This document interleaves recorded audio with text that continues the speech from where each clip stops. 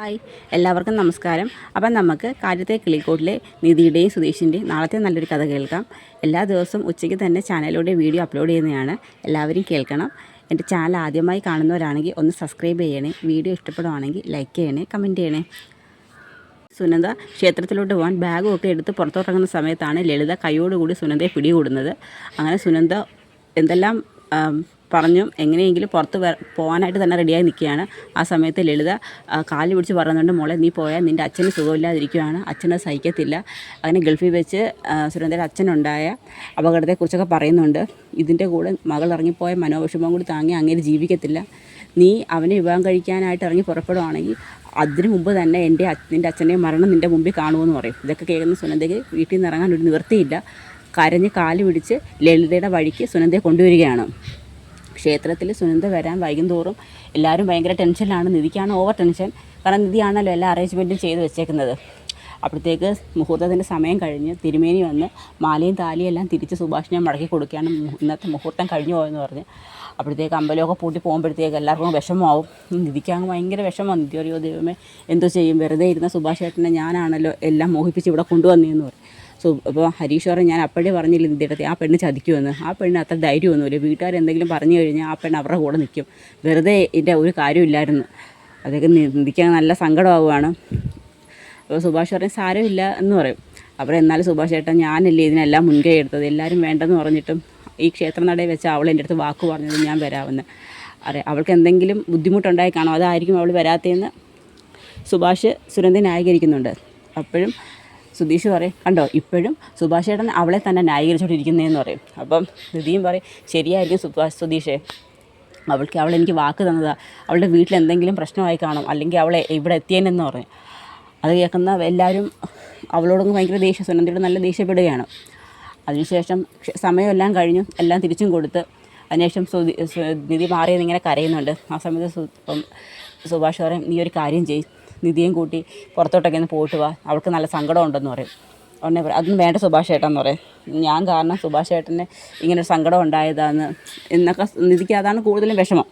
അപ്പോൾ എനിക്ക് വാളോ നമുക്ക് പുറത്ത് പോയിട്ട് വന്ന് പറയും. വേണ്ട, എനിക്ക് വീട്ടിലോട്ട് തിരിച്ചു പോയാൽ മതിയെന്ന് പറയും.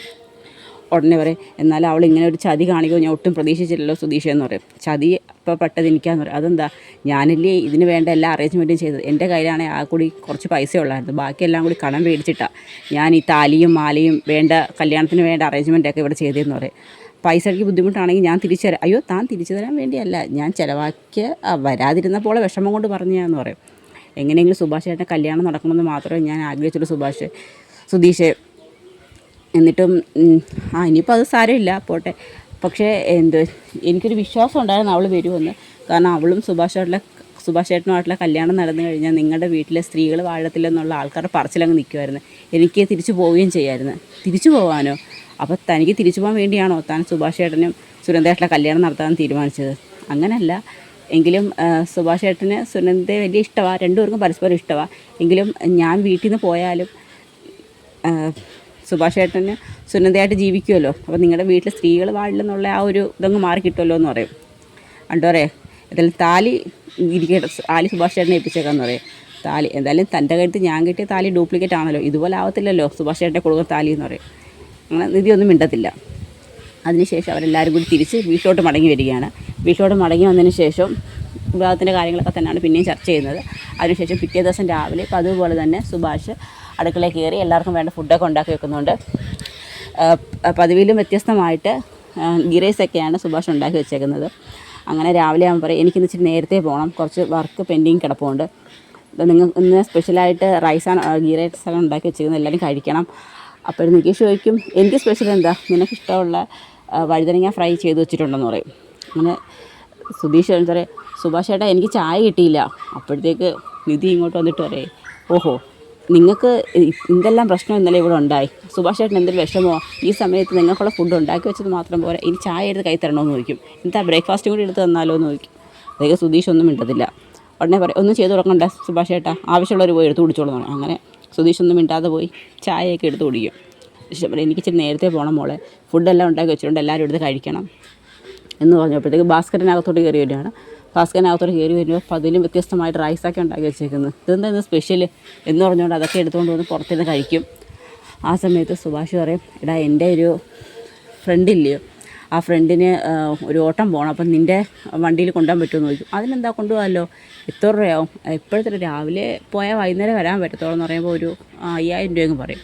5000 രൂപ അത് ഇച്ചിരി കൂടുതലില്ലേ എന്ന് പറയും. അത് പിന്നെ എണ്ണയെ കടിക്കണ്ടേ സുഭാഷ് ചേട്ടാ, നമ്മുടെ എന്താന്ന് പറഞ്ഞാലും ചിലവില്ലയോ എന്ന് പറയും. ഉടനെ നിധി വന്നിട്ട് പറയാം, അതെന്താ സ്വന്തം കാറല്ലേ, സ്വന്തം കാറിൽ എണ്ണയടിച്ച് പോകുന്നതിന് വാടകയൊന്നും കൊടുക്കണ്ടല്ലോ, വെയിറ്റിംഗ് ചാർജ് മേടിക്കണ്ട, കുറച്ച് മേടിച്ചാൽ മതിയെന്ന് പറയും. ഇത് കേൾക്കുന്ന ഭാസ്കരൻ അവിടെ ഒന്ന് ചിരിക്കും. സ്വന്തം കാറോ, ആരുടെ, അല്ല ട്രാവൽസൊക്കെ ഉള്ള സ്വന്തം വണ്ടി. അവ ചോദിക്കും, അയ്യോ എൻ്റെ പൊന്നു മോളെ, ഇവൻ കൂലിക്ക് വണ്ടി ഓടുക, ഇവൻ തോമസിൻ്റെ വണ്ടി വാടകയ്ക്കെടുത്ത് ഓടുന്നത്, ഇവൻ വെറും ഡ്രൈവർ, അല്ലാതെ ഇവന് സ്വന്തമായിട്ട് വണ്ടിയും ട്രാവൽസ് ഒന്നുമില്ല. ഇത് കേൾക്കുന്ന നിധിക്കങ്ങ് ദേഷ്യം വരും. അപ്പോൾ സ്വന്തമായിട്ടുള്ള വണ്ടിയല്ലേ ഈ കൊണ്ട് നടന്നത്. അപ്പോഴത്തേക്ക് സുധീഷ് അങ്ങ് വല്ലാതാവും. അതെ, നിങ്ങളൊന്ന് മിണ്ടായിരിക്കുന്നുണ്ടോ എന്ന് ചോദിക്കും ഭാസ്കരൻ്റെ അടുത്ത്. ഭാസ്കരൻ പറയാം, വയറും നിറഞ്ഞു മനസ്സും നിറഞ്ഞു എന്ന് പറഞ്ഞുകൊണ്ട് ഭാസ്കരൻ അകത്തോട്ട് കയറിപ്പോവും. അപ്പോഴത്തേക്ക് ഹരീഷ് പറയും, അപ്പോൾ വണ്ടി ഉണ്ടെന്നും കള്ളം പറഞ്ഞിട്ടുണ്ടോ എന്ന് പറയും. അതെ, അപ്പോൾ എന്നോട് പറഞ്ഞ നുണ കൂടാതെ പിന്നെയും നിങ്ങൾ നുണകൾ പറഞ്ഞുകൊണ്ടിരിക്കുകയാണ്. അപ്പോൾ അന്ന് കോളേജിൽ പോകാനായിട്ട് നിങ്ങൾ വണ്ടി അറേഞ്ച് ചെയ്ത് തന്നതും സ്വന്തം വണ്ടിയാണ് ട്രാവൽസ് ചെയ്ത് കൊണ്ടുവന്നതൊക്കെ നിങ്ങളന്ന് പറഞ്ഞതോ, അല്ല അത് പിന്നെ അപ്പം നിധിക്ക് പോകാൻ വേണ്ടി പറഞ്ഞതാണെന്നോ. നിങ്ങൾ എന്തിനാ ഒരു വണ്ടി, എങ്കിൽ അന്നേ നിങ്ങൾ സത്യം പറഞ്ഞുവിടായിരുന്നു, പിന്നെയും എന്തിനാണ് നിങ്ങളിങ്ങനെ കള്ളം തന്നെ പറഞ്ഞുകൊണ്ടിരിക്കുന്നത് നോക്കും. ഇനി മേലെ നിങ്ങളോട് ഞാൻ സംസാരിക്കത്തുമില്ല, മിണ്ടത്തുമില്ല, നിങ്ങൾ നാവെടുത്താൽ നിങ്ങൾ കള്ളം മാത്രമേ പറയത്തുള്ളൂ, പഠിച്ചതല്ലേ പാടൂ എന്ന് പറഞ്ഞുകൊണ്ട് എനിക്കങ്ങ് ദേഷ്യം വരികയാണ്. ഇനി നിങ്ങളെ ഒരിക്കലും വിശ്വസിക്കുന്നതിനോട് നീ ദേഷ്യപ്പെടാൻ അകത്തോട്ട് കയറിപ്പോവും. അങ്ങനെ സുധീഷ് വിഷമിച്ചിങ്ങനെ നിൽക്കുന്നിടത്താണ് നമ്മുടെ നാളത്തെ കഥ അവസാനിക്കുന്നത്. ഇനിയും നിധിയെ ഓരോ കള്ളങ്ങൾ പറഞ്ഞ് പറ്റിക്കാൻ സുധീഷിനാവോ? കാരണം രജിസ്റ്റർ മാരേജ് നടത്തി പോലീസ് സ്റ്റേഷനിൽ വെച്ച്, ആ സമയത്ത് വേറെ ഒരു ഫേക്ക് മാരേജ് എന്ന് മാത്രമാണ് നിധിയോട് പറഞ്ഞിരിക്കുന്നത്. ശരിക്കുള്ള നിധിയുടെ ആധാർ കാർഡ് ഉൾപ്പെടെയുള്ള ഒറിജിനൽ പ്രൂഫ് കൊടുത്തിട്ടാണ് വിവാഹം പോലീസ് സ്റ്റേഷനിൽ വെച്ച് രജിസ്റ്റർ ചെയ്തത്. അപ്പം അതും കൂടി ഈ നിധി അറിഞ്ഞ് എന്തൊക്കെ പ്രശ്നമാകുമെന്ന് കണ്ടറിയാം. അപ്പോൾ അതിൻ്റെയൊക്കെ വലിയ വിശേഷങ്ങളാണ് നമ്മളിനി കാണാൻ പോകുന്നത്. വീഡിയോ ഇഷ്ടമായ എല്ലാവരും സപ്പോർട്ട് ചെയ്യണം. എല്ലാവർക്കും ഒരു നല്ല ദിവസം നേരുന്നു. നന്ദി.